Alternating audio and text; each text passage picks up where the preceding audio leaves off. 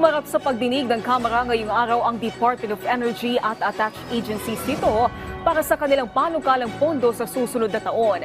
Isa naman sa mga ipinananawagan ng mga kongresista sa DOE ang iba yung pagpapalakas ng renewable energy sources ng bansa. Si Mela Lesmora sa sentro ng balita, live. Nayomi mga usaping pang-enerhiya at pabahay ang ilan nga sa mga natalakay sa pagpapatuloy ng budget briefing dito sa Kamara. Pasado alas 9 ng umaga kanina nang ipagpatuloy ng House Committee on Appropriations ang kanilang pagdinig ukol sa panukalang pambansang pondo para sa susunod na taon. Sa araw na ito, mga opisyal naman ng Department of Energy at attached agencies nito ang humarap sa mga kongresista.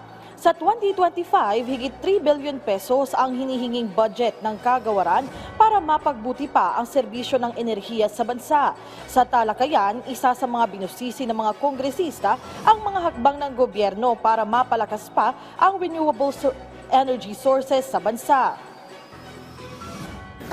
Basically, yes, Mr. Chairman, the target is for 35% renewable energy by 2030 and 50% by 2040. So to be able to meet those targets and as well meet the lessen pollution and limit our greenhouse gas emissions, those targets have been, and to rely on indigenous sources of energy, which renewable energy is all about, the targets are there. Thank you. Kagabi naman, una na ring sumalang sa budget hearing ang mga opisyal ng Department of Human Settlements and Urban Development at mga attached agency nito. Sa ilalim ng 2025 National Expenditure Program, higit 2 billion pesos ang nakalaang pondo sa DSUD para sa susunod na taon. Pangunahin namang binusisi ng mga kongresista rito ang mga issue sa flagship project ng administrasyon na pambansang pabahay para sa Pilipino o 4PH program. Pinatitiyak ng mga kongresista ang epektibo at mabilis na implementasyon nito para na rin agad mapakinabangan ng ating mga kababayan sa iba't ibang panig ng bansa. Para maka-loan ka sa Pag-ibig, it took about 9 months isang projects para maka-loan. Kasi hindi ko naman pwedeng pwersahan yung Pag-ibig kasi meron silang mga loans requirements. Kasi pinoprotection din po nila ang mga members' money. So ano pong ginawa natin? Since bumagal po ang delivery namin, kasi ang kailangan po namin pantayo ng construction. Naayos na po namin yung affordability because of the interest subsidy.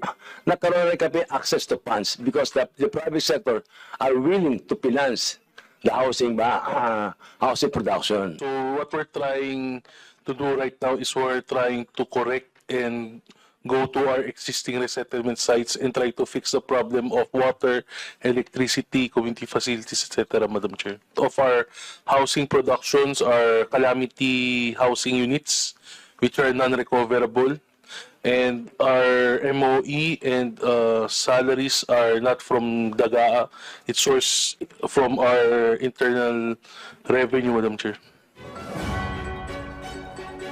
Nayomi, bukod naman sa DOE at DSUD sa ngayong araw na ito, humarap din dito ang mga opisyal ng Commission on Higher Education para naman depensahan din ang kanilang panukalang pondo para sa susunod na taon. Nayomi? Mela, kasunod ng pagharap ng mga ahensya sa House Committee on Appropriations, ano ba yung next step para sa kanilang budget proposal at kailan yan inaasahang maaaprubahan as final? Nayomi, buti na itanong mo, dito nga sa ngayon ay sumasalang yung iba't ibang ahensya sa pagdinig ng House Committee on Appropriations. Iyan nga yung isa sa mga first step ng budget process dito nga sa Kongreso. Nayomi, pagkatapos ng committee hearings, yan ay tulad ng mga karaniwang panukalang batas at resolusyon, yan ay sasalang naman sa plenaryo ng Kamara. At Nayomi, sa mga naunang pahayag, sabi ni House Speaker Martin Romualdez, target nila na sa loob ng buwan ng Setyembre ay maaprubahan na yan sa ikatlong at huling pagbasa para naman hindi maipit at talagang masigurado yung patuloy na implementasyon ng iba't ibang programa at proyekto ng pamahalaan. Nayomi? Maraming salamat, Mela Lesmora.